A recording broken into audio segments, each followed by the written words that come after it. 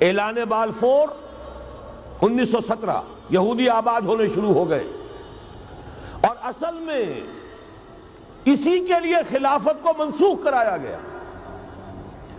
سلطان عبد الحمید، اگرچہ یہ ترکی خلافت جو ہے مرد بیمار کمزور، پھر بھی وہ مسلمانوں والا جذبہ اتنا تھا، انہیں بڑی سے بڑی رشوت پیش کی گئی تھی۔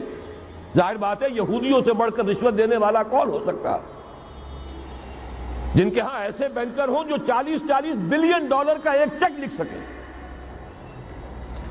پھر یہ کہ ان پر سیاسی دباؤ بہت ڈالا گیا، انہوں نے جب تک خلافت عثمانیہ برقرار رہی یہودیوں کو فلسطین میں آباد ہونے کی اجازت نہیں دی، کہ جو معاہدہ کیا تھا حضرت عمر نے رضی اللہ تعالی عنہ، خلیفہ ثانی نے، خلیفہ راشد نے، ہم اس کے پابند ہیں اور ہم یہاں یہودیوں کو آباد ہونے کی اجازت نہیں دیں۔ لہذا انہوں نے اس خلافت ہی کا بستر طے کرایا، اس لیے کہ نہ رہے بانس نہ بجے بانسری، نہ مسلمانوں کی وحدت ملی کی کوئی علامت دنیا میں باقی رہے، اور نہ مسلمان کسی مسئلے پر جمع ہو کر کوئی موقف اختیار کر سکے۔ اعلان بالفور کے نتیجے میں آباد کاری شروع ہوئی۔ 1948 میں اسرائیل قائم ہو گیا، معجزہ ہو گیا۔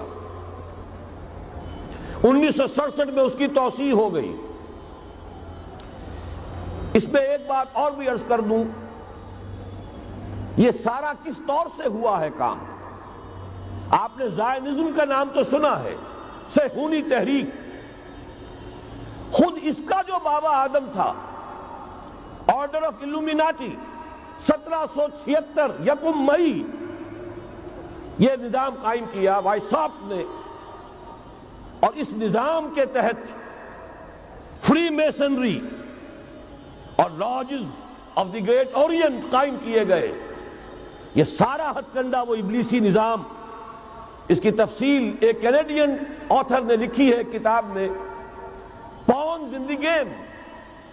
یہ سارا دھندا ایک شیطانی چکر ہے، ابلیسی چال ہے، اور اس کے ذریعے سے اسرائیل قائم ہوا اور اس کی توسیع بھی ہوئی 1967 میں۔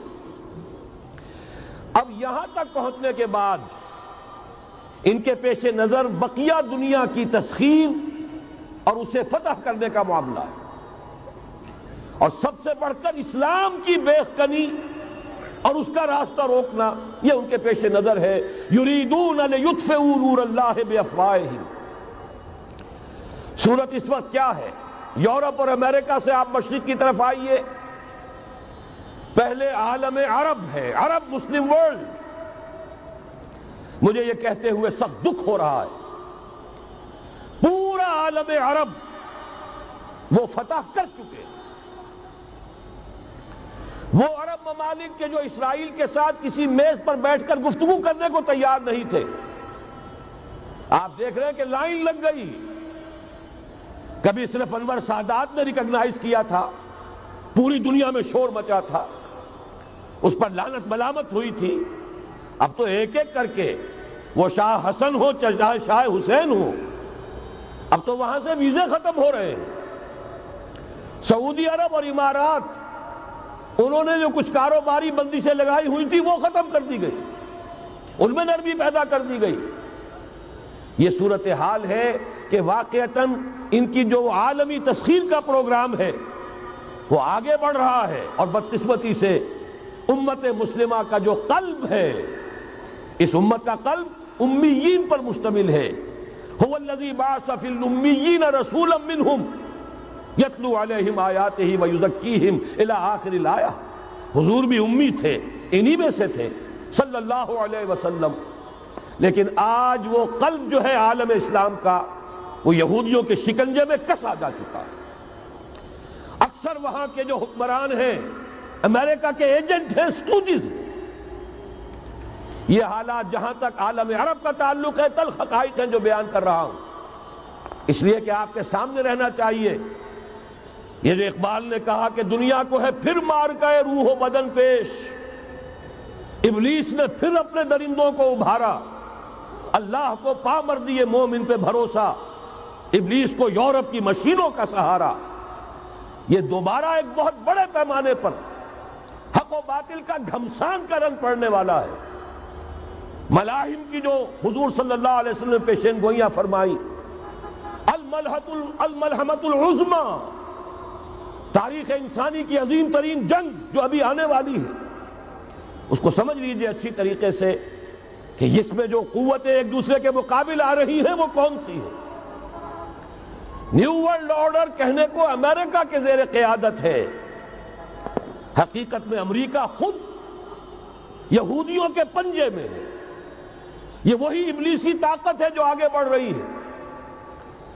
عالم عرب کو فتح کرنے کے بعد اب ان کے پاس اگلا عالم اسلام کا حصہ ہے، غیر عرب مسلم ورلڈ۔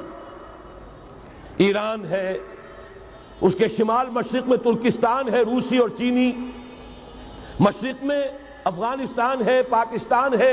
یہ ایک بہت بڑا سالڈ بلاک ہے۔ اس کے بعد اگرچہ ہندوستان آتا ہے، بھارت، ظاہر بات ہے کہ وہاں مسلمان اقلیت میں ہیں سوائے کشمیر کے، لیکن یہ نوٹ کیجئے کہ وہاں بھی کم سے کم 15-18 کروڑ مسلمان موجود ہیں۔ آج بھی دنیا کا سب سے بڑا ملک جس میں مسلمانوں کی تعداد اور جن کی نفری سب سے بڑھ کر ہے وہ بھارت ہے۔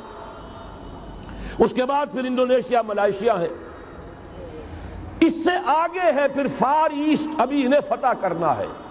نیو ورلڈ آرڈر کا یوں سمجھئے کہ ابھی یہ ہارڈ نٹ ٹو کریک، ابھی ایک لوہے کا چنا ہے چائنا کی شکل میں موجود۔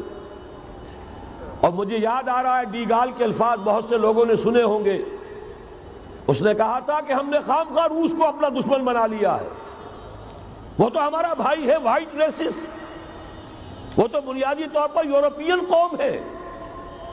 Beware of the yellow masses of the East, تمہیں گھبرانا چاہیے، تمہیں خبر لینی چاہیے۔ وہ مشرق بعید کے جو زرد رو لوگ ہیں، China, Indo China, Japan, yellow races, ابھی اس نیو ورلڈ آرڈر کے لیے جو فتح عالم اور تسخیر عالم کا پروگرام ہے، اس میں پہلے غیر عرب مسلمان دنیا اور پھر یہ فار ایسٹ کا خاص طور پر یلو ماسز، یہ ہے کہ جنہیں ابھی انہیں ٹیکل کرنا ہے۔